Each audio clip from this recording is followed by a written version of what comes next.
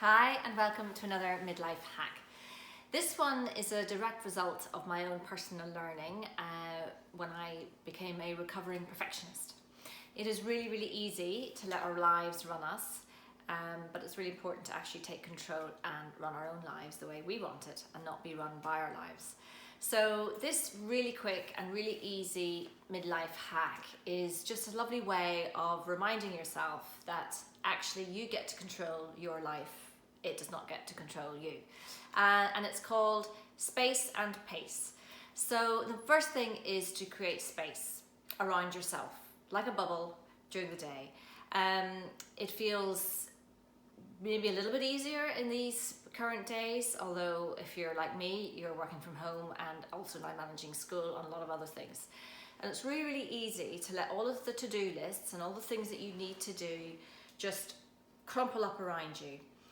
So creating space throughout your day, creating space with intention in the morning to give yourself half an hour before the day starts to do whatever it might be that keeps you calm. I've started doing yoga, which I never did before, dog walks, or just thinking time, just getting up a bit earlier than everybody else and having that space. And then creating space throughout the day, in between meetings, really important. I had one week where I just went from Zoom to Zoom to Zoom and it was exhausting. So just create space between meetings, create space between conversations, create space between projects. Build that into your day. Create space in the evening and create space for yourself. We live the day we plan, but if we don't plan it, the day just runs us. So create the space you need. And that leads on to the second part, which is pace. Pace yourself. A to-do list that is piled high will actually slow you down, because you don't get time to really focus on stuff. You tend to just try and tick, and then inevitably, or if you're like me, you end up being a complete failure at the end of every day because your to-do list was always going to be too long. It was always going to be unreasonable.